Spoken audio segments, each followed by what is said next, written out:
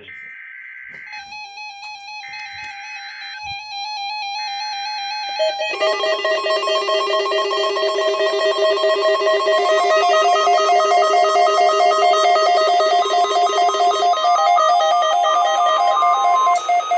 weekly test of the NOAA radio warning device.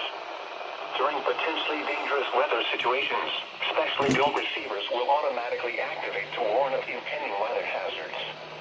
The weekly test of the NOAA radio warning alarm will normally be conducted by the National Weather Service on every Wednesday between 11 a.m. and noon. If severe weather is occurring or possible, the test will be postponed to the next good weather day. The warning alarm is activated for weather warnings and selected watches, hazards, and special non-weather events that affect the following counties: San Luis Obispo, Santa Barbara, Ventura, and Los Angeles counties and adjacent coastal waters.